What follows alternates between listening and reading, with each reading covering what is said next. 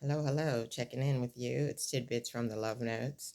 It's August here, but this is going to be seen in September. So I just wanted you to know that I'm drinking my lemon water. I'm actually not drinking it yet because I'm going to work out. I'm doing a week of I'm getting started a little later in the day. Yeah, it's early here. And after the workout, got to do the workout. It really keeps youth going good, no matter what age you are. Workout all the time. And lemon water will come after that and some fruit. And I'm always telling you that because it's important.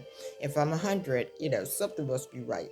So let me do the tidbits from the love notes. And uh, the love note share is from it's shared today from Numbers 35 to 5 and First Corinthians 9 to I think it's 9 to 11. So basically, this share is what God had for me when I did the second Bible study at Woodstream Church. Pastor Robert Wingfield does the Bible study on Wednesday nights at 6:30 at Woodstream Church, and so I've been trying to do it, and so now that it's virtual, I can do it. So I did the second one, and so basically, the share was about Genesis and the garden and how Adam and Eve were in the garden, and they were just told by God that you can have any fruit or anything that you want in the garden, but do not take fruit or eat fruit from the tree of knowledge. And so as time moved on, the Eve was confronted by the serpent, and the serpent represented evil.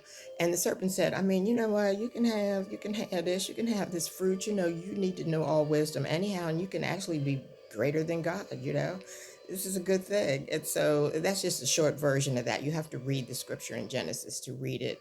There's a lot to be said about it because I did a lot of reading about it, and there are different interpretations of how he said it, how the serpent said it, and what Eve said back, and all this and that. But I was just trying to get the takeaway from the whole. That's my thing. I got to live my life. I want to know what is the takeaway.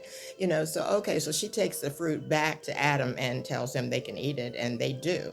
Adam did not hear what the serpent said, but he did hear what God said.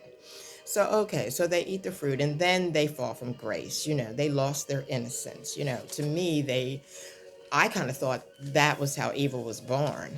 That was what I thought, but I didn't find anything to support that, that by any other great people that are talking or sharing paperwork or sharing messages on what that whole Garden of Eden thing means. What's the takeaway?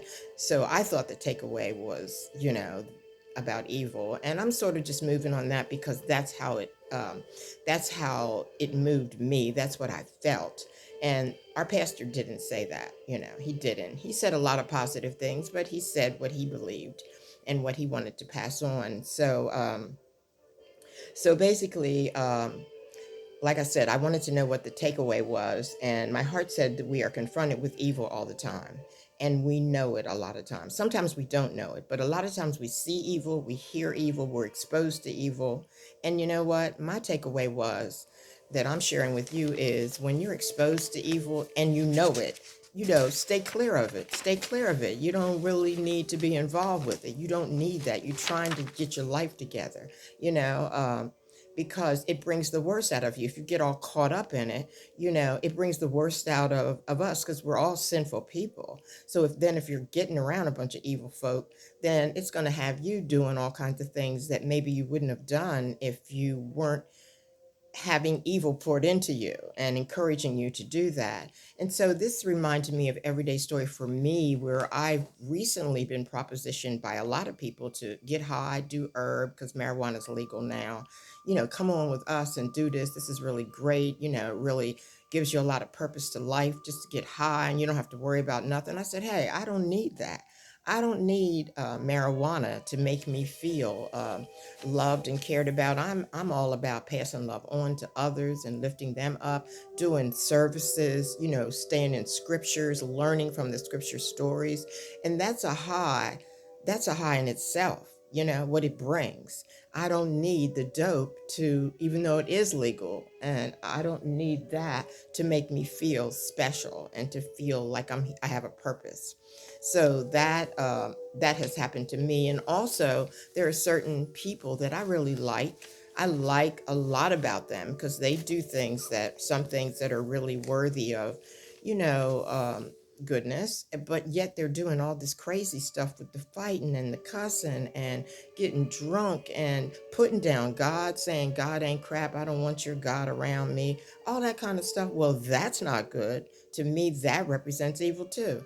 So that means I have to really stay clear and not let that be poured into me. So this is my message to you. I mean, when you're around things that you know aren't right and they're just not bringing the best out of you, get out. Get out. Don't be involved in it.